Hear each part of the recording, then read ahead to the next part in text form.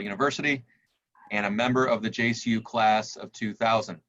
We are excited to bring to you tonight our third installment of our A.C.E.S online series, and we have a special presenter this evening. The Alumni Continuing Education Series, or A.C.E.S for short, was established in the spring of 2013 by the Office of Alumni Relations in the spirit of lifelong learning. The program offers enrichment opportunities for alumni and friends through the expertise of members of the JCU faculty and alumni community. As I alluded to earlier, and for obvious reasons, we have moved this program online via webinar, and we have been thrilled with the response from our community. Tonight's program alone had over 200 registrations from all over the world. Global interest aside, our presenter and some elements of the discussion tonight will have a distinct Pittsburgh flavor. So here to introduce tonight's special guest is Kyle Reynolds from the JCU class of 1999. Kyle is a past president of the John Carroll Alumni Association and current president of the JCU Pittsburgh Alumni Chapter. Kyle? Thanks, Dave. On behalf of John Carroll University and our over 2,000 alumni in Western Pennsylvania, it's my honor to introduce tonight's speaker. Bill O'Rourke spent the majority of his career at Alcoa, a global aluminum manufacturing company, where he held roles ranging from patent attorney to general counsel to vice president under 3 different CEOs, to president of Alcoa Russia. After Bill retired from Alcoa, he continued to serve on the board of the Alcoa Foundation and teach values at our executive leadership program. Bill was also a fellow of the Wheatley Institution in the Marriott School of Business at Brigham Young University, where he served on the Ethics Advisory Board and still teaches ethics to his business students today. Bill has served on several boards in the Pittsburgh area and has immersed himself as a civic leader and champion of our community. He's authored books and has traveled the globe as a lecturer, speaking to various industries on the themes of business ethics and safety. In January of 2019, Bill was tapped to be the interim executive director of the Tree of Life Synagogue in Pittsburgh. Hopefully you've had a chance to read that inspiring story in the most recent issue of John Carroll magazine. He's currently working with the Special Operations Forces of the U.S. military to help reinforce character and integrity in the organization. Bill served as an officer in the U.S. Army Transportation Corps. He received his undergraduate degree from John Carroll and his law degree from Duquesne University here in Pittsburgh. Bill and his wife, Elena, have 3 children and live in Pittsburgh. Just as an aside, my wife and I have hosted the Pittsburgh Summer Send-Off for incoming students the past several years, and we can always count on Bill and Elena being here and mingling with all the students and parents and doing a great job, and they also attend almost every other event we do here in Pittsburgh. So please welcome a member of the John Carroll Board of Directors, Bill O'Rourke. Hi, everyone. It's a pleasure to be here. If I've done this correctly, I'm sharing my screen. Okay. Yeah, it's a real privilege to be here. Thank you to David and thanks to Kyle. I really appreciate the opportunity to speak with all of you. And I understand we have a pretty nice attendance, so thank you for that. I'm going to talk about leading with integrity. I think there's no other way to lead. So that's the reason for my title. For tonight, I'm going to talk about a few things. I'll give a brief overview of my career. That was with Alcoa, and I'll talk a little bit about Alcoa's investment in Russia. Then I want to get into specific business ethics situations that happen in my life and talk about them. And then we'll have some concluding comments. If you have some questions or thoughts along the way, please don't hesitate to ask. Before I get started, when I give speeches like this, I like to say at least one thing that's worthwhile. So here it is. Don't text and drive. If that's all you get out of tonight, that'll be valuable. When you have distracted driving, your chance of an incident goes up 400%. And you don't just put your own life in danger, you put other people's lives in danger. So if that's all you get out of tonight, that'll be valuable. Don't text and drive. Kyle gave a very good introduction, and I appreciate that. After I got out of the Army, I went to U.S. Steel and worked there as an industrial engineer. And then I actually went into the Army as a result of ROTC at John Carroll University. And most of us at the time would go into the Transportation Corps. After I got out of the Army, I went to U.S. Steel as an industrial engineer, went to law school at the same time. And when I graduated from law school, I got hired by Alcoa, hired as a patent attorney. I had a job that I was sure I would have for the rest of my life. But then about every 3 years, they challenged me to do something else. So I became patent counsel, assistant general counsel. Then they asked me to step out of the legal department and run the procurement organization. Procurement in Alcoa is big. They have a buy of about $18 billion.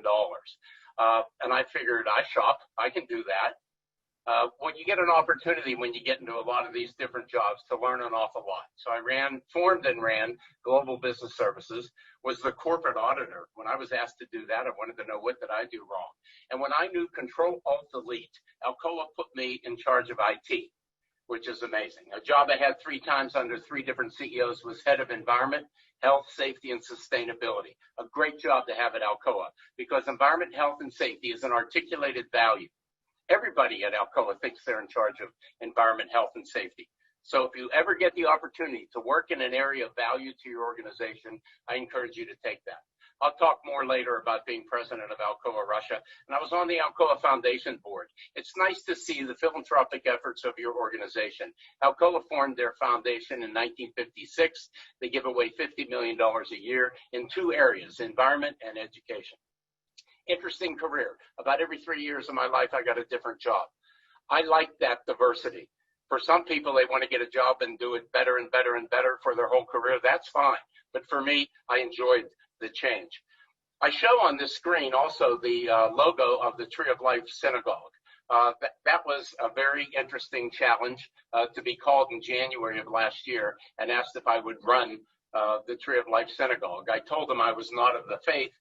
And they said, we don't care, we need help. And they did need a lot of help. And I like to think when I reflect on that we moved the needle of progress at least a little and helped them out in the process.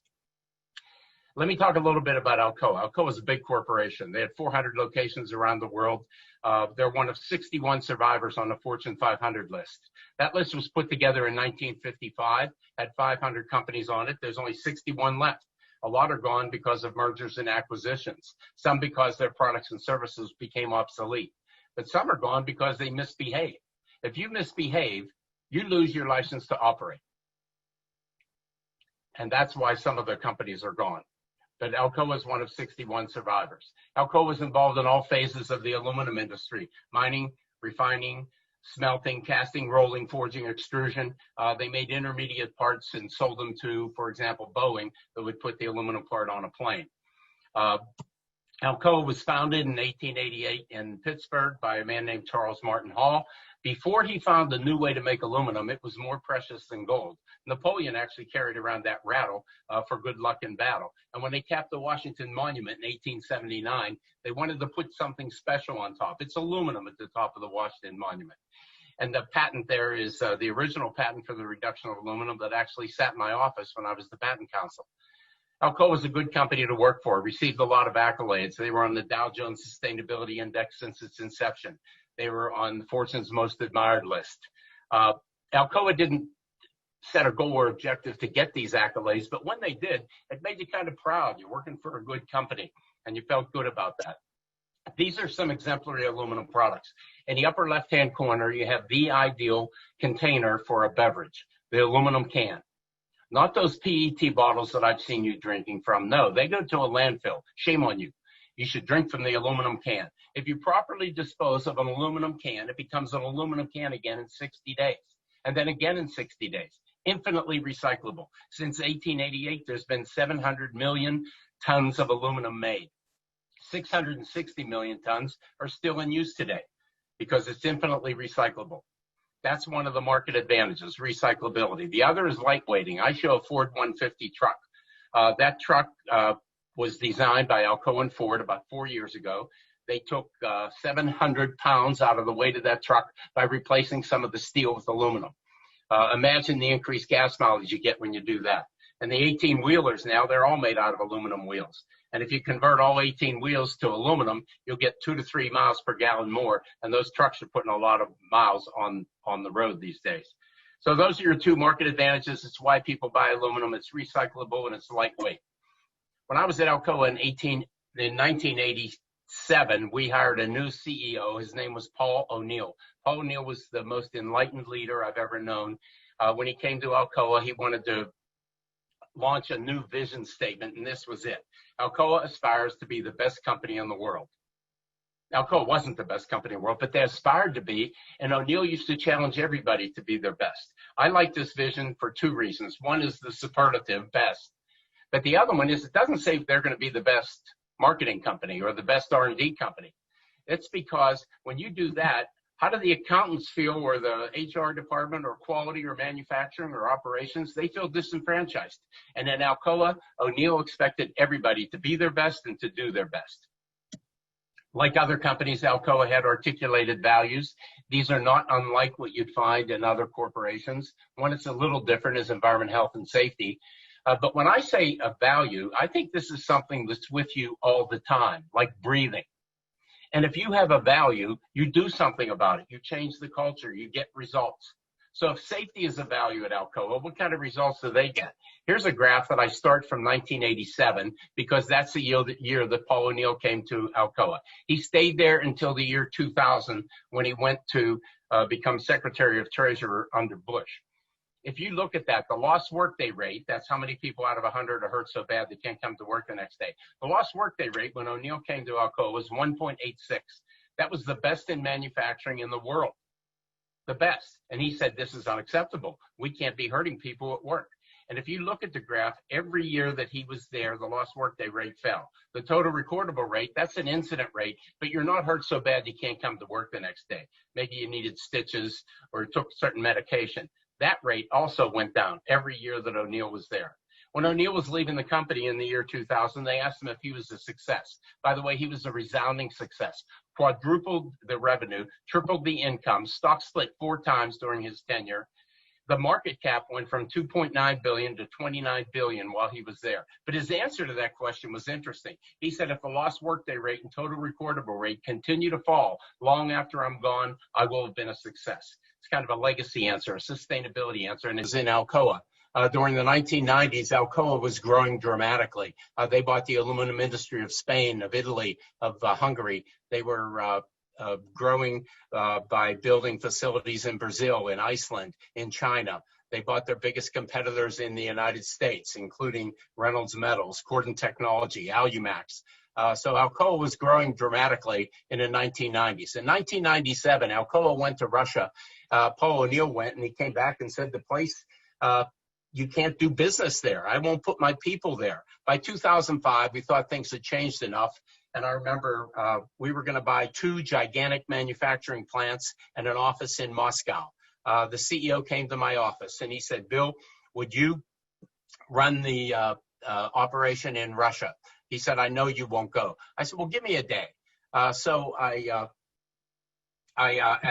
came back the next day and I said, it's the right time in my life. I'd really like that challenge. And he said, oh, that's great. Now I think you have no judgment. Nobody in their right mind would take this job. And with that resounding endorsement, I took off for Russia. But imagine all the things that go through your mind when you're going to a country you've never been in before, the biggest country in the world. You have 2 gigantic manufacturing plants. In fact, the plant in Samara was the biggest in all of Alcoa. Where in the world do you start? Well, I had an overview of these facilities, and to put it mildly, everything was wrong. So where in the world do you start? Well, I had a good leader in Paul O'Neill, and I decided I'm going to start with safety. And if we get safety right, maybe we can get everything right. So that was what my approach. It's cold in Russia. Why would you even go to Russia? I show the per capita consumption of aluminum on the left. In Russia, it was 5 kilograms per person. In the rest of the world, it was 25 to 30 kilograms per person. So we saw a lot of upside potential in the aluminum can. There were none of them in the stores when I went there in 2005. Today, the market share is 43% aluminum, and that's all made in the Alcoa plant in the city of Samara. We also saw upside in aerospace. If you build airplanes, you use an awful lot of aluminum. This is where we were located. We had an office in Moscow. We had a big plant in Samara and another plant in Blyaklipa. Altogether, we had about 16,000 employees. The plant in Samara was gigantic. It sat on 388 acres, had 129 buildings, had the biggest forging press in the world, the biggest extrusion press in the world. It had a 5-stand rolling mill that was just gigantic. It was just one really, really big plant. This is the Samara plant. It runs from one side of the screen to the other, from the soccer field to the tall stacks. When we got there, we looked at the asset list and found out we did own the soccer field and the soccer team, the Philharmonic Hall, the Cultural Palace, and 1,200 apartments in the city. We gave all that back to the mayor for a ruble. We had enough to focus on just behind the plant gates. I did keep 2 tickets to the soccer games, though. The Samara team is in white. They're called Krylia Sovietov, which means Soviet wings. They were bad, but they got a lot of people to come out to see their games. I got to 3 games, and they won. And the coach actually showed up in my office and said, Bill, you got to go to more games. If you show up, we win. So I got to 3 more games, and they won. He brought me a uniform. I have a Krylia Sovietov uniform with my name written in Cyrillic on the back. Last year, they had Group D World Cup games in Samara. They've rebuilt the soccer stadium, and they still enjoy their soccer in Samara. You get to meet important people when you go to another country. Got to meet Vladimir Putin at 2 World Economic Forums in St. Petersburg. In 2005, Bob Kraft was in line to meet Putin. When he got up there, he took his Super Bowl 39 ring off and showed it to Putin. Putin took it. Kraft turns around and said, I can't ask for it back. And I know you can't. You shouldn't have never taken it off. But Putin carries a Super Bowl ring now. That's the biggest forging press in the world. There's a person in the foreground. You can see that the forging press is 6 stories high. For every story high, you have to be a story low to absorb the impact and the pressure. When I arrived in Samara and took a tour of the facility, and I walked in this manufacturing bay, I couldn't see that machine. There was so much scrap laying everywhere, piled on top of each other. We took 40,000 tons of steel scrap out of the facility in the first 4 months that we were there. Made more money on scrap sales than we did on product sales. That's the largest extrusion press in the world. That's a 5-stand rolling mill before we put our lubricant controls and emission controls on it. I arrived in Russia during the muddy season. If you get outside of Moscow and St. Petersburg, the roads aren't very good. That pothole has 3 cars in it, if you look. You also get to question your preconceived ideas. I was taught that Russia was totally secular, yet some of the most beautiful cathedrals in the world, like St. Basil's on the edge of Red Square, they sit in Russia. They're gorgeous. This is St. A.C.E.S Cathedral in St. Petersburg, and that's the roof of a cathedral behind the Kremlin wall. I was never taught that 3 of the most beautiful cathedrals in the world are behind the Kremlin wall. Who would have thought that? I decided to live in Samara. It would have been easier to live in Moscow. But I decided if that's our largest plant, we're going to be doing a lot of upgrades. That's where I should live. This is a picture of the sun setting over the Volga River in the city of Samara. It's absolutely beautiful there. You can see people come out in the summers to enjoy the weather because in the winter it gets very cold. When I was in Samara, I was reminded that minus 36 degrees centigrade is minus 36 degrees Fahrenheit. Either way, it's really, really cold. But you get the opportunity to enjoy the summers in Samara. This is an example of bureaucracy. There was a lot of bureaucracy in Russia. I took this picture because there's a rule in Russia that said every commercial vehicle must print the license plate number above the license plate number. I don't know why, but the driver actually carries a rag, and when he pulls up to a stop sign or a red light, he gets out and cleans off just that portion of the car to let you know that I have my license plate number above my license plate number. If anyone knows, please let me know. We wanted to be a good neighbor in a community, so we went to the Andy Warhol Museum in Pittsburgh and got them to put together an exhibit that we took to St. Petersburg, Moscow, and Samara. The Russians came out in droves. They loved their music, their culture, their art, their dance, and they really enjoyed the art exhibit that Alcoa brought. We bought these 2 facilities for $257.5 million. We knew we were going to have to put a lot more money in. So the first year that I was there was 2005. We spent $20 million. My budget that year was $100 million. Why would I only spend 20? We knew exactly what to buy, who to buy it from. I brought 68 expats from 8 different countries to help us buy the equipment, get it installed, get it up and running, instill the Alcoa values into the operation. But we still only spent $20 million. In fact, my bonus that year was based 50% on make the capital plan. So how much of that bonus did I get? None. But I got the other half, so don't feel too sorry for me. But we only spent $20 million. And you know why? Because we wouldn't give in to the graft and corruption. Everybody has their hand out in Russia. When you buy goods, they go into an import-export office. They don't come out until you hand a few extra rubles to the person that runs it. We actually had the mayor of Belaya Kalitva come out with his militia and stop flatbed trucks bringing in an aerospace plate furnace into the city of Vilaya Calita. And the mayor said, I see all this money coming in my city, and I'm not getting any. These trucks don't move till I get 25,000 US dollars. What would you do? We told him, no, you're not getting a kopeck. You remember our first value on the chart I showed you was integrity. We knew this was going to happen. We didn't give into it. We don't participate in it. We don't condone it. We're not going to do it. But when you stick to your guns, the supply chain doesn't move. And that's why we only spent $20 million the first year. But look what happens when you stick to your guns. The next year, $100 million, then 167, then even more in the fourth year. It delayed our break-even point by a year. So it can work even in a tough place like Russia if you stick to your guns. I wanted to show you some of the investments. That's a slitting machine on the right. It's the best in the world. We actually got the U.S. ambassador to Russia, Bill Burns, to come to Samar and turn that on. The place looked like a construction site. Everything was being changed. That's the aerospace plate furnace I was talking about. This is the best coating line in the world. It's in Samar. It's 400 meters long. People come from everywhere to see that. And I like to show the pump house. The pump house is usually the dirtiest, greasiest, grimiest place in a manufacturing plant. We weren't cleaning the pump house, but the people that worked there asked us for paint. They saw a lot of upgrades, a lot of housekeeping, a lot of cleaning, and they wanted to make the pump house look pretty, and they did. And I was there a year ago, December, and it still looks that clean, which shows you that even housekeeping can become contagious. Everything was wrong, as I told you, but look how bad safety was. These two Russian facilities averaged 5 deaths a year for 50 years. They killed 5 people every year.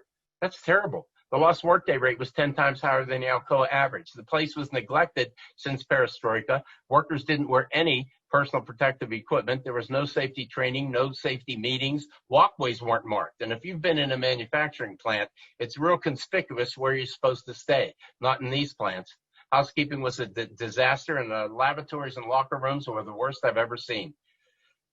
So we focused on safety. As I told you, I was going to make safety the priority, and maybe if we get safety right, we can get everything right. Look at the results in safety. In the first full calendar year that Alcoa was in Russia, there were no fatalities, none. Today, they've gone over 7.5 years without a fatality in those plants, which is amazing. The lost workday rate is now lower than that graph that I showed you early on. We put in maintenance and investment programs, purchased protective equipment, and they wore it.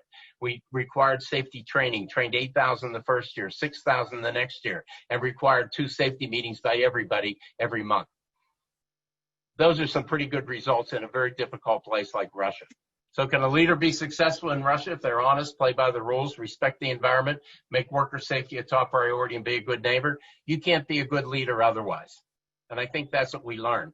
It might be 40 years ago, if you made and shipped product, you were a good leader. Not anymore. You better pay attention to the employer or you won't retain them. Pay attention to the community or they'll take your license away. That's what it takes for real good leadership. So I'm going to shift gears again and get into ethics.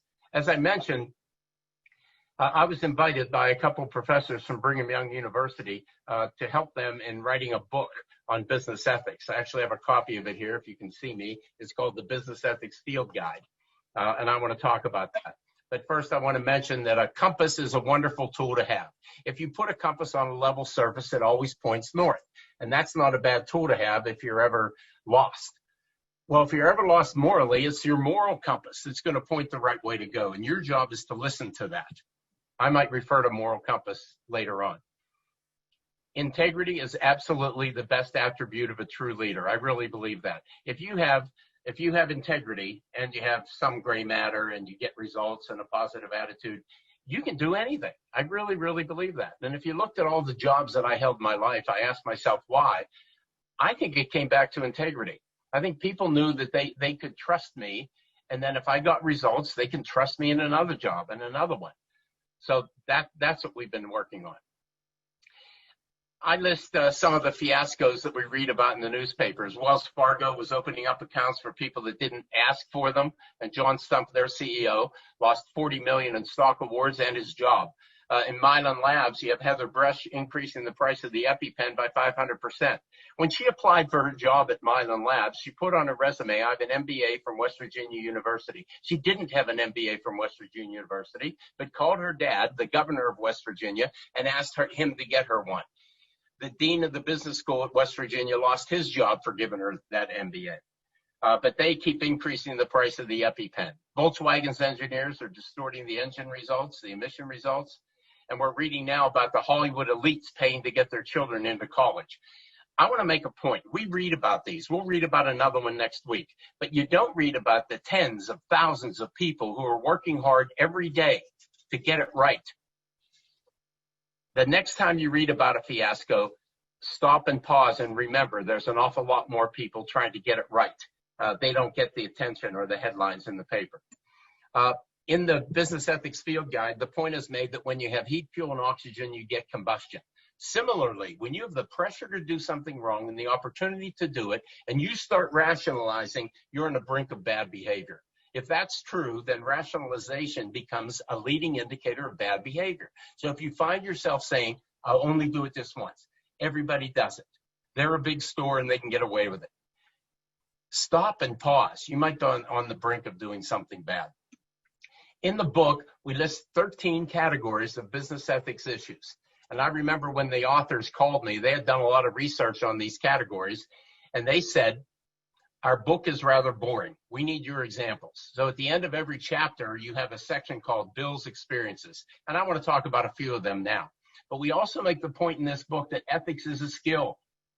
Just like shooting baskets on a basketball court, you got to practice.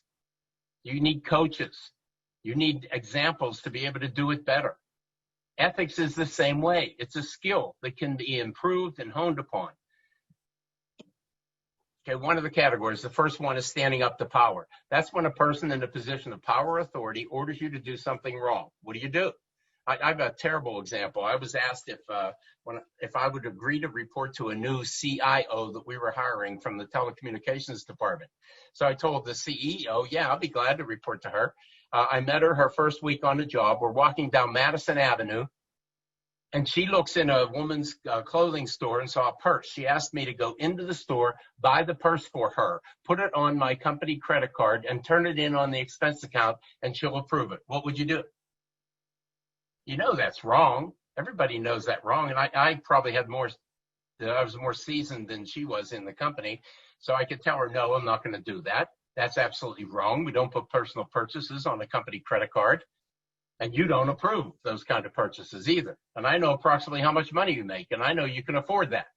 But I also realized that I was seasoned. What if I just graduated from college? I need this job. I just got married. A child is on the way. I just signed the mortgage. It becomes harder to say no to the bosses, but you really have to do that. So I try to give students one trick that could work once. When somebody asks you to do something wrong, say, you're testing my integrity. I'm not falling for that. And then get out of there, because if they're a bad boss, they're going to ask for you to do something like that again. What if it's not power, but it's a friend? I was at the University of Florida, and somebody said she was on her way to class. The way they took roll in class was to sign in. She gets an email from her friend. It said, I can't make class today. Would you sign me in? I said, what did you do? She said, I played like I didn't get the email until class was over. She ran away from an opportunity to let people know what you stand for. Don't run away from these ethical issues. Sure, some of them are tough, but that was an opportunity for that student to tell her friend, no, I'm not going to do that. That's wrong. I wouldn't put you in that position. I don't want you to put me in that position. I'm not going to do it. And now you stand for character and integrity, and you'll be glad that you did that. There's another side to this issue also. Someday you're going to be the power, and maybe you're the power now. You have to be very careful of what you ask for. First, don't ask others to do things that are wrong. But you also have to be very careful. People like to please their boss. So you have to watch what you do. I have a great story from Russia. I was driving to work one cold winter day. I had a driver. His name was Konstantin. We drive onto the property, and there were a lot of stray dogs. There were a lot of stray dogs in the city of Samara, and it got cold in the winter. And the dogs look for heat. And we had furnaces, so they'd come on our property. Lots of dogs to stay warm. And I say, I wish we didn't have these stray dogs. We got the board of directors coming next week. What are they going to think when they see all these dogs? The next morning, we drive onto the property. I say, Konstantin, I don't see any dogs. He says to me, you said to kill them. Do you believe that? My observation that I wish we didn't have dogs was taken as an order to kill them. Well, if you have the presence of mind and you ask somebody to do something, try to get them to repeat it back to you if they have the presence of mind to get them to do that. It might help out. The most common business ethics issue is conflict of interest. A common example is taking and giving gifts in a business situation. What if you complete the negotiation of $200 million worth of electrical components? After you sign the contract, the supplier sends you a gift. Can you keep the gift? Interesting. The negotiation's over. It's not going to sway your opinion, right? Wrong. That negotiation will come up again next year and the year after that. And the supplier is trying to get your good favors. You know that's what's happening. Well, I urge you to look at your policy. What is the policy? Most corporations have a policy in this area that says you cannot give or receive a gift that's more than nominal value. So you have to ask yourself, what's nominal value? What if it's a pen? If it's a big pen, used, no cap, that's probably okay. Well, what if it's a platinum pen and pencil set with your name engraved in diamonds? That's probably not okay. But you need to talk about these things and understand a little bit better. Sometimes you don't even recognize you have a conflict of interest. Sometimes smart people don't recognize when they have a conflict of interest. I had a corporate medical director at Alcoa reported to me. He came back from his honeymoon and he said, you aren't going to believe this, but Dr. Harvey and Dr. Checkaway each gave me a $2,000 gift, a check as a wedding gift. Isn't that nice? Well, Dr. Harvey and Dr. Checkaway were friends of Dan's, but they were also epidemiological consultants to Alcoa, each making $80,000 to $90,000 a year. I suggested to Dan, you just invited two suppliers to your wedding, and they each gave you a kickback of $2,000. He said, that's not true. That's not true. They gave me the gift out of the goodness of their heart. If you're Dan's boss, does he have to return the money? It's interesting. It took Dan an hour before he realized, yeah, there's probably a conflict there. And he could have avoided that conflict. He could have written on the invitation, based on our business relationships, gifts would be inappropriate, hope to see you at the wedding. And usually if you think about these, you can't avoid this situation. You should disclose conflicts when you have them. I remember the fellow who bought rubber for Alcoa came to my office one day and said, I have a conflict. You need to know about it. My son just got a job with Shields Rubber Company. He's going to be calling on me. You need to know about the conflict and know that I'll handle it totally above board. Was his disclosure of that conflict good? Sure. Did it correct the situation? No, not at all. He's still going to have his son calling on him. Well, Alcoa was big enough that we could take one commodity, a person who bought another commodity, put them on rubber, and take the rubber buyer and put them on another commodity and avoid that disclosure that way. Another category is skirting the rules. Did any of you ever drive over the speed limit? Sure you have. You rationalized it. I'm only 2 miles over the speed limit, so that's okay. They won't stop me. I'm in a hurry, so it's justified. We try to rationalize unacceptable behavior or whenever we break a rule. I have a situation where my boss, when I was in Russia, wanted to hold his next staff meeting at my office in Russia. So he told all the people that reported to him from around the world, make arrangements to get the Bill's office for our next staff meeting. A week before the meeting, I get a call from Ingrid in Germany, and Ingrid said, I can't get a business visa. I waited too long, but I can get a tourist visa. Should I come on a tourist visa? I said, no, you're coming for business. Don't come on a tourist visa. Attend by Skype or phone or come to the next meeting. The day of the meeting, I get a call from the airport authorities, and they said, Ingrid's here. Is she a tourist or is she here for business? Well, I know she's on a tourist visa. What would you say? I told the truth. I said she's here for business. They put her in jail, a Russian jail. I convinced the authorities to get her out of jail. They put her in a hotel room, but I had to pay for the armed guard that made sure she didn't leave the room and escorted her out of the country the next morning. To this day, Ingrid doesn't like me, but I think she respects me. And when you get in these situations, ask yourself, what are you looking for? Admiration or respect? Unfair advantage is another category, and sometimes you're the big guy and sometimes you're the small guy. I was in an airport once, and you've all been in the airport where you have a row of seats, and then right behind you have another row of seats. There were 4 individuals sitting in that row of seats from Anheuser-Busch Corporation. The biggest single contract Alcoa had at the time was the can sheet contract with Anheuser-Busch, the biggest contract in the whole company. And these 4 people are sitting behind me talking about it openly. Can I listen in? It's not against the law. They're in a public place. What should I do? If you think of the extremes, one extreme would be get up and walk away. The other extreme would be listen in. Well, I took a middle position. I stood up, turned around. I said, my name is Bill O'Rourke. I work for Alcoa. I shook hands with all 4 of them, and I sat back down. They kept talking. Have I fulfilled my ethical obligations? I thought I had. And I listened in. And I called my friend, Bill Freeman, who was going to negotiate that contract for Alcoa. And I said, Bill, you're going to enjoy this phone call. The first thing he said to me was, did you tell them who you were? And I think that says a lot about Alcoa, that they try to be fair.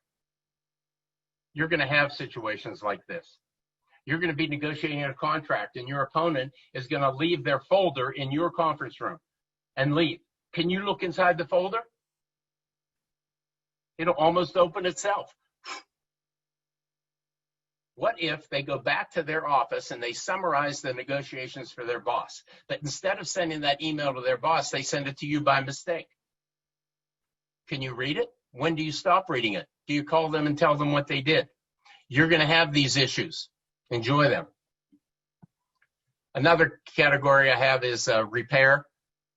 Once you've broken something, done something wrong, you have to admit your mistake. Admit it first to yourself, then fix it. Fix it fast, fix it fairly, fix it in full, but you got to fix it. I remember the extrusion plant manager came to my office once, and he says to me, I shipped that big extrusion order. I said, how could you do that? The specifications require 100% inspection of the product, and our inspection equipment doesn't work. He said, we've been shipping that product for the last 5 years, and we've never found an issue at all. So I just shipped it. We need the sales.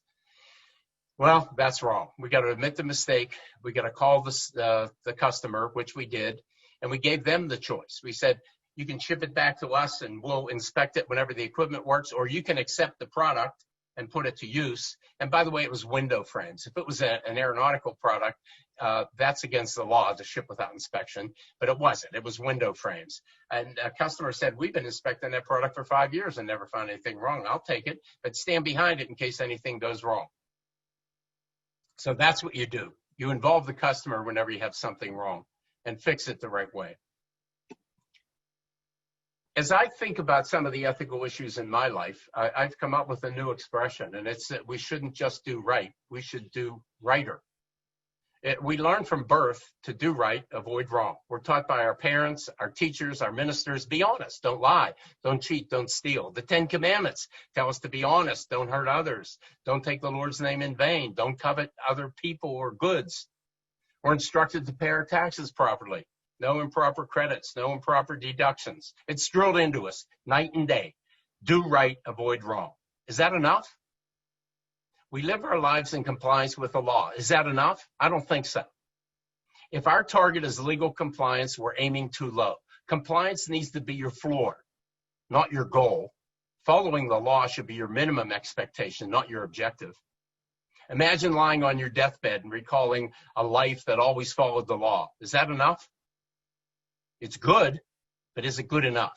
I'm disappointed when I hear politicians under investigation say, I did not violate any law. That's not the standard that I expect from true enlightened leaders.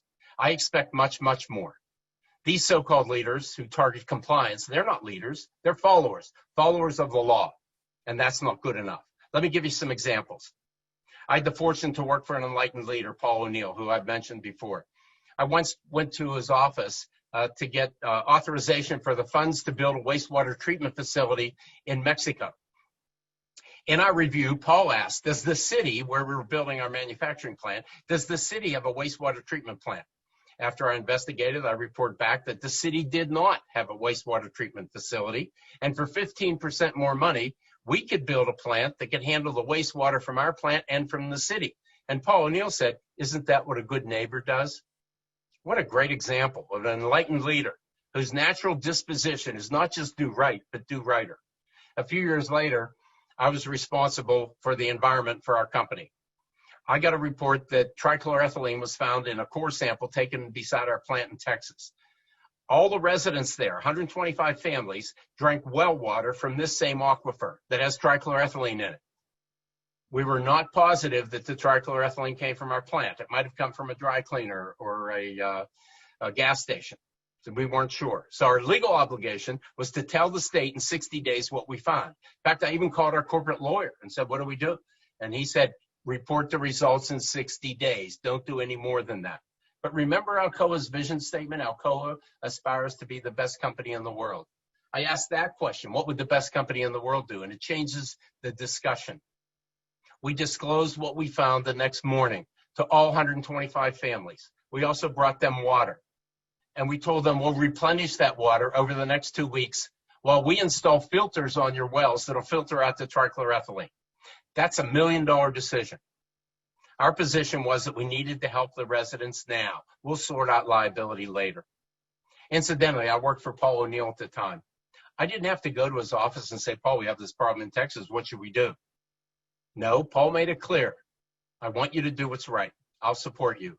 I hope you get to work for someone who makes it clear that they expect you to do the right thing. Better yet, I hope you're the leader that other people work for, and you make it clear to your employees that they're expected to do what's righter, and you'll support them when they do. We also have life examples. Imagine the high school athlete who's reflecting on his high school experiences at his graduation ceremony. Should the athlete feel pretty good about himself because he never bullied any of the disadvantaged students like some of his peers did? Perhaps. But let's ask if his conduct could have been righter. Could the athlete have said hello to the disadvantaged student? Maybe sat with them in the lunch hall. Maybe invite them to shoot baskets in the gym. Shouldn't we expect more than not doing what's wrong? I had an interesting experience during this pandemic. I'm at Chick-fil-A ordering my takeout food. I pull up to the cashier, and she tells me that the person in front of me paid for my order. The driver was pulling out, so I couldn't run ahead to thank them, but I could pay for the person behind me, so I did. See, being righter might even become contagious.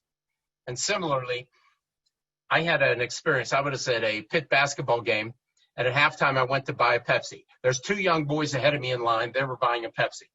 They bought theirs. I went up and bought mine. I turned around. The boys evidently had a collision. There's a Pepsi on the floor, and they're arguing over whose fault it was. I have a solution in my hand. I handed Pepsi to the boy that didn't have one, and I went and bought another one. Should we do that? What kind of world would this be if people started fixing things that they didn't break? Maybe it wouldn't be such a bad world after all. And as I mentioned, last January, I got the call to be the executive director of the Tree of Life Synagogue in Pittsburgh. That's the site of the worst anti-Semitic attack in U.S. history. I was not of the faith, so I should decline, right? Wrong. Despite my faith, I can help. And as I mentioned before, I think I did help move that needle of progress just a little bit and help people who needed that help during that time. So what's my message? Do right, of course, but ask yourself time and time again, can I do righter? So my concluding comments, seek true north. True north is the ultimate. When you think of a goal or objective, ask yourself if I've thought far enough. So in safety, would true north be 0 incidents? No. It would be sending your employees home healthier than they were when they came to work. That's true north. You think as far as you can and then think further. Be honest, listen, be compassionate, have humility. Build trust. Trust will give you speed. If you trust each other, you don't worry about hidden agendas and ulterior motives. You'll figure out why something seemed wrong later. Practice excellent habits. There's a great book out by Charles Duhigg called The Power of Habit. There's a chapter in there on Paul O'Neill called The Ballad of Paul O'Neill, and it talks about Paul's habitual excellence in safety. Bless the lives of those you touch. If you're in doubt, seek advice, but you have to own the decision. I asked the lawyer what we do in the trichloroethylene case. He says, don't do anything. Tell the state in 60 days. That's good. I appreciate that advice. And you'll get advice from lawyers and accountants and consultants. Take it, but you have to make the decision and own it. Treat absolutely everybody with dignity and respect and try to lift society as a whole. Remember, you can move the needle, even a little. Maybe it's a smile, a hello. I used to say shake hands, but I guess it's a fist bump or an elbow now. And try to get the most out of life. I like to look at life as a great big hourglass, and every instant comes through that hourglass, like this one. Get everything you can out of it. Squeeze it with both hands. Let it go, and you'll have no regrets, and grab the next instant. And hopefully, when you're my age, you'll have very few regrets. Remember, it's always the right time to do the right thing. I'm going to leave you with 2 signs that I saw recently. This was on a church. It said, honk if you love Jesus, text while driving if you want to meet him. But my favorite, for your marketing managers, this is a billboard by a funeral home. Isn't that terrible? Thank you. I'm going to stop sharing this and see if there's any questions or comments.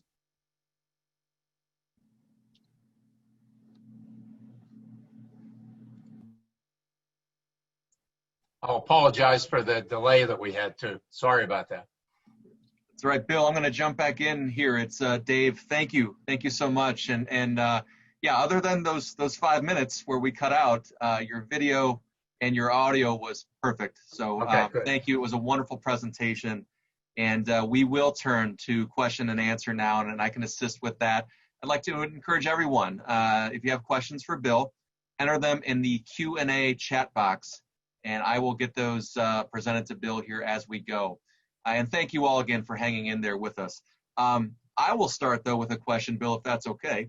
I'm curious about, you mentioned Paul O'Neill, who so sorry for your loss. We lost Paul O'Neill just this past April, and I know he was an important figure in your life.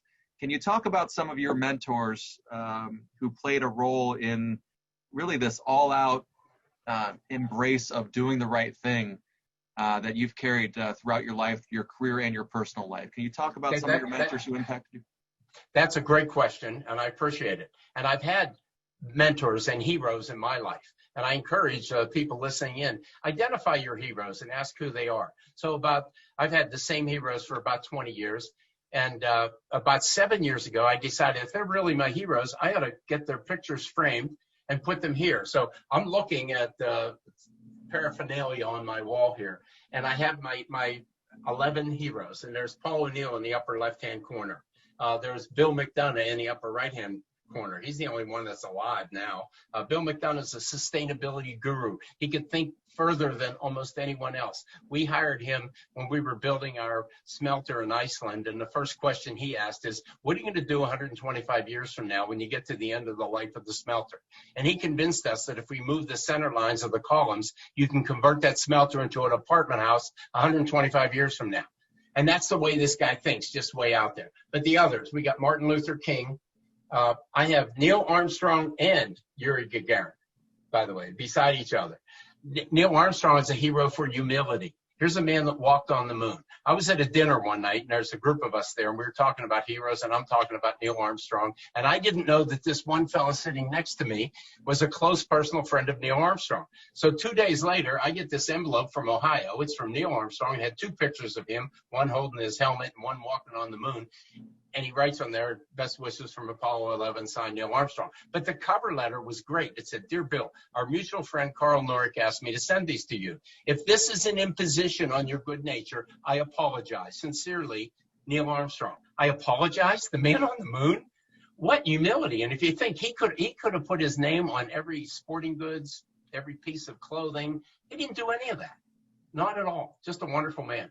Thomas Jefferson, Abraham Lincoln, Mother Teresa, Gandhi is here, Pope John Paul II. So those are my dad. So those are my heroes that I've had in my life. Wonderful, wonderful. We had an early question, so maybe a quick answer on this, because the other ones deal more with ethics and really the heart of your presentation. But what is a forging press? Linda wanted to know, what is a forging press? Forging press, you take a piece of aluminum that could be in any shape and you squeeze it. For the fuselage of an airplane, which is a real long piece of aluminum, you need to twist it slightly. And the only thing you could do that is like a 75,000-ton press that could come down on it and give it such pressure it could change its shape.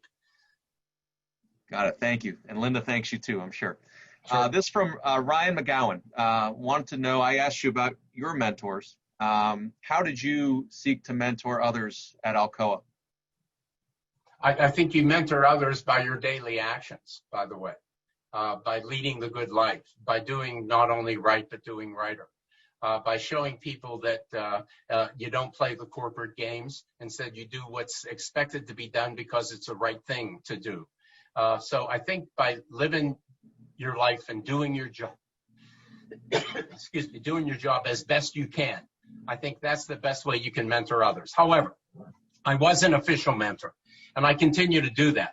I'm now a mentor in the American Corporate Partners. It's for people coming out of the military. I just had my 8th military person assigned to me to be their mentor. And I really enjoy that. And I have a couple rules with mentors. For either one can call it off. I want the protege or the mentee to have a subject that we're going to talk about, and I want us to get together at least once a month. And I think by having those arrangements, it's pretty good. We actually formed a women's network while I was in Russia, and I think they appreciated that. I'll encourage anyone else to enter questions in the Q&A box. The next question is also from Ryan. Do you have any book recommendations? Maybe one or two of your favorite go-to books on ethics, on leadership, perhaps? Sure. Business Ethics Field Guide. Oh, yeah, that's a good one. Yeah, of course. Good one. All right, this from Jim. Have you considered how integrity relates to our personal health and well-being? When we were writing the book on the Business Ethics Field Guide, I wanted to address that in the book. Why? Why should you be ethical? We have examples of people who are unethical and they seem to be rich. Yeah, they broke the rules, but they made a lot of money. Well, we came to the conclusion after it was about 2-day session of talking about it that you lead a happier life. You can put your head on a pillow at night and go to sleep. When you get up in the morning and you look yourself in the mirror, that's not a burden. It's a joy. And I think that goes a long way to personal health. I really believe it. The mental health is so important. And you don't have to worry about, is someone chasing after me, or is someone going to catch me, or things like that. So I think it's hand in hand. That was a great question. Great.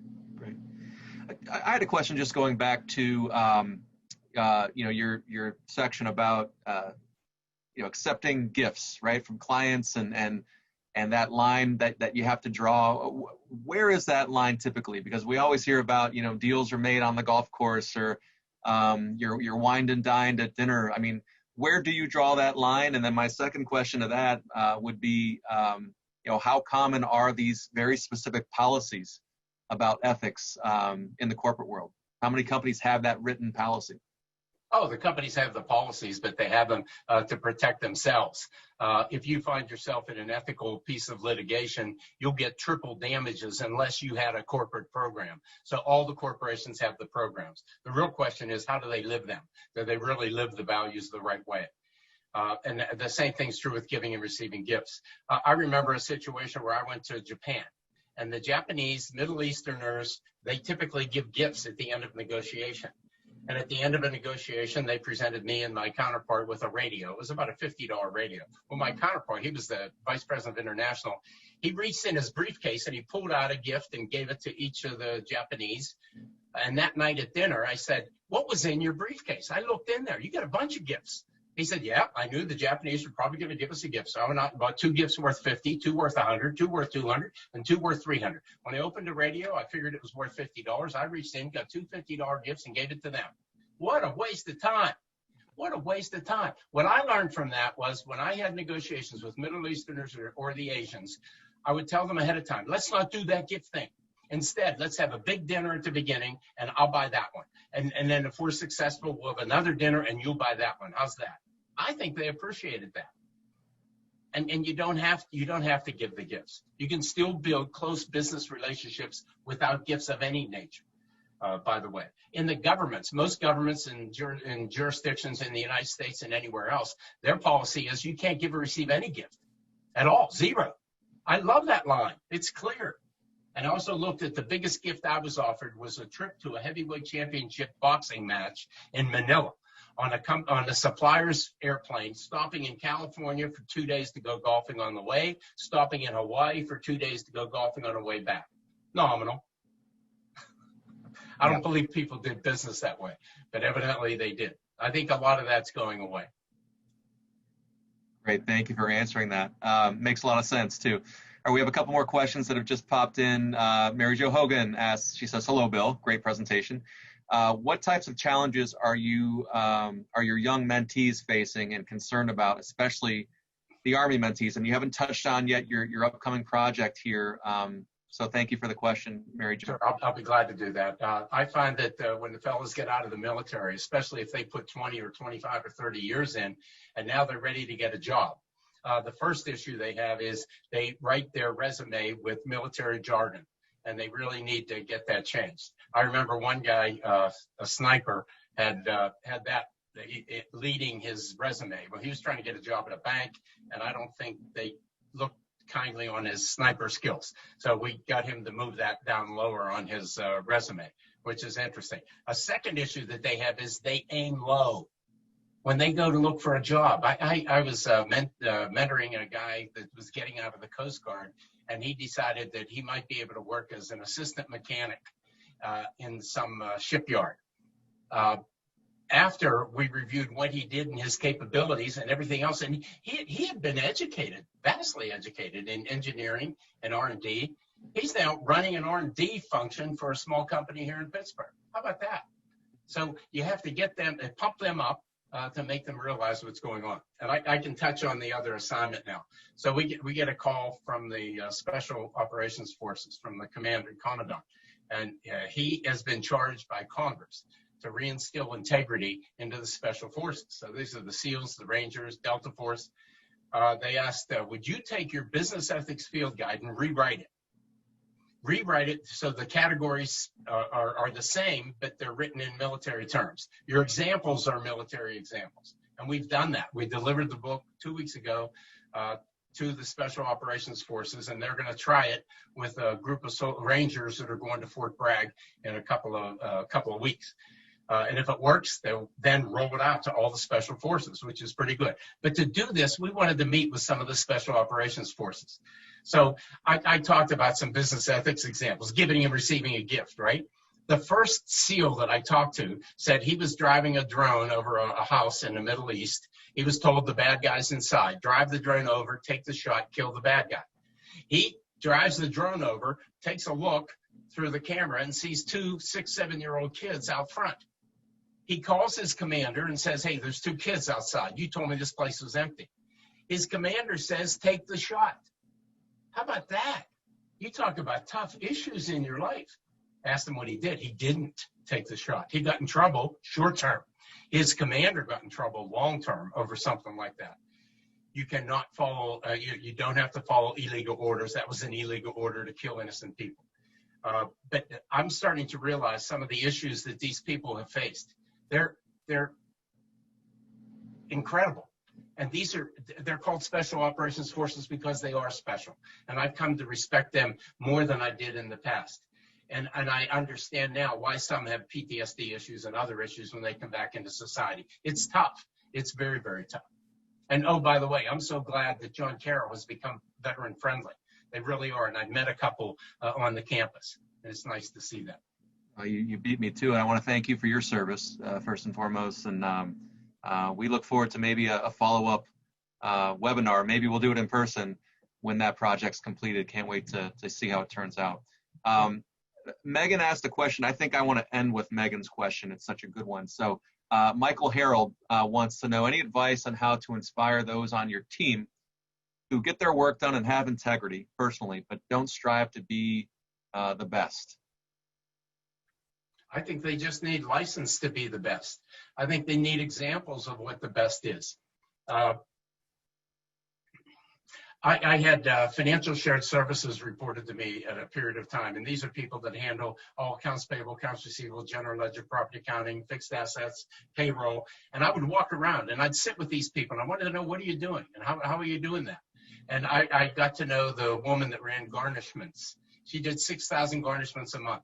Her accuracy rate was something like 99.6%.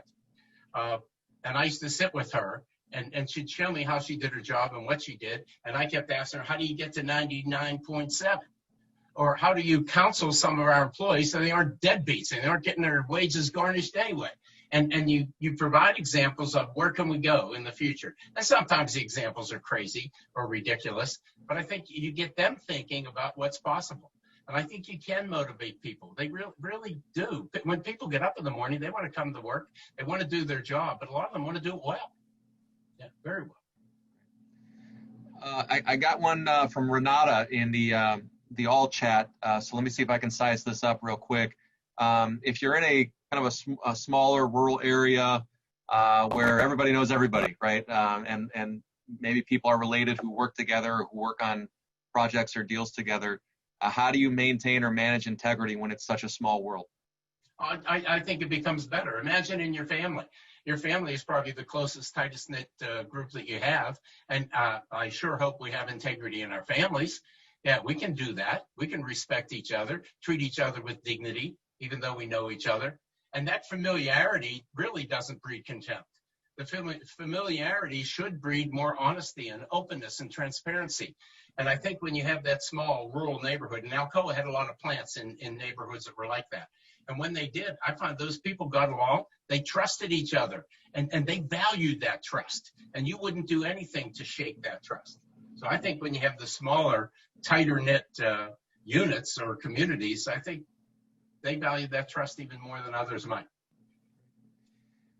Not sure who this question came in from, but essentially, when you work with others or you're surrounded by others who do not follow the rules and are being unethical, and leave you with no way to make a right decision, where is the integrity in that? Hopefully I asked that right. Well, there isn't integrity in that. When you have people that are not following the rules and they're making mistakes, you have to ask themselves, are they making a mistake with regard to values or with regard to their profession? So if you have an accountant, a new accountant, and they make a big error, do you fire them? No, you don't fire them. That's the way you learn. We learn by making mistakes. Mistakes are good. It's a way to learn, but not in your values. You cannot give up on your values. So if you find a person, they made a mistake in honesty, in transparency, in what they're supposed to do, you can't tolerate that. And you've got to let them go. I found out whenever certain people would be let go, it sends a very strong signal to an organization. I hated that whenever the terminations. But later I realized if it's termination for cause, a person that violated the values of the company and did it intentionally, that not only is it right that that happens, but it sends a signal to all the other 100,000 employees in your organization that that is not tolerated, and it really reinforces the values and the culture of your company. So it can be good. Great. Good question. All right, we'll wrap things up here with a perhaps my favorite question, again, from Megan. How did your JCU experience, Bill, affect the development of your integrity? If you remember early on, I said ethics is a skill, and we learn about it. Well, I look back at John Carroll and the things that I learned there. That's where you grow up. It is from 18 to 22. Boy, that's when you really enter adulthood, and you get a lot of tests that are in there. But you also get the courses, and I remember the philosophy courses, the theology courses, even art appreciation, in addition to all the business courses that I took. That's where you do the growing up. So I think that was the foundation. But it wasn't just the courses in class. It's when Father Shell was the president when I was there, and when he would invite 6 students to sit around a table and talk with him. Boy, what an opportunity. And you get to learn and develop. Yeah, and I can remember most of the professors' names. I remember a Father Dister that taught a philosophy course, and he had a reputation of being tough. And when I heard that, I thought, I want to see that tough. I want to go to that class. And boy, I probably learned a lot more from him than a lot of others. Real good opportunity. It was a wonderful opportunity. As I reflect on it, it was opportunities to learn an awful lot. I got to play a couple sports at John Carroll because they were probably a small school. But what an opportunity there to develop skills in teamwork and honesty and trust of each other's, et cetera. Yeah, it's been good. And I had a phone call when the article appeared in the Onward magazine from John Carroll. I had phone calls from about probably 15 fellow students, but I remember one was from Mike Harold, and I think I saw his name up here. So Mike Harold in Chicago and I were on the soccer team together. He calls me. We haven't talked in 50 years. And he calls and says, Bill, what's new? But we then talked for about an hour and a half and changed experiences from the family and what we did. And it was wonderful. We were in the Alpha Kappa Psi fraternity together, too, the business fraternity, which was wonderful. Fantastic. And we didn't get many questions about the Tree of Life experience because I think everyone on this webinar has read that amazing article and seen the video. So really. John Carroll did a great job on that article. Great job. Yeah. And I do remember Father Dister. I got to know him in the later years, and he was tough, definitely. Well, Bill, I think I speak for everyone in saying thank you for taking the time to be with us tonight and for delivering this wonderful presentation, a condensed version of one that you give to audiences nationally and internationally. This was really a treat for us, so thank you. And I'd say, absolutely, absolutely. I'd also say to all of you as we close, you know, I firmly believe that a university can be measured by the outcomes of its graduates. And Bill O'Rourke is one of many examples of the type of product JCU produces. That's graduates who excel in leadership and service to others. And all of us in the alumni office are so proud to be serving you. Before we end, I would like to plug a few of our upcoming webinars if I could. Again, this A.C.E.S online series runs through the summer. And up next is just this Saturday at 8 a.m. We have an all-levels yoga class with Michelle Brearley from the class of 93. And then we're back at it on June 25th at 8 p.m. That's a Thursday, with the economic impact of COVID-19 featuring Dr. Andy Welke. From there, we go to Tuesday, July 7th at 8 p.m., the political impact of COVID-19 with Dr. Colin Swearingen from the Political Science Department. And happy to report we just added a look at the state of how we cover the news in 2020 and beyond. That should be interesting. That session will be led by Dr. Peggy Finucane and Dr. Brent Brosman from the Tim Russert Department of Communications, with special guest, former Meet the Press Fellow and current media member, Andrew Rafferty from the class of 2010. That will take place on July 21st at 8 p.m. Visit our website for more, including new programming series we're offering coming up here. We're about to launch a series for kids called JCU Junior, kind of an A.C.E.S version for kids. So if you have children, be on the lookout for that. And as always, please contact us with questions or concerns in the alumni office at alumni@jcu.edu. Again, thank you to Bill and to Kyle, and thank you all for joining us, and have a great night.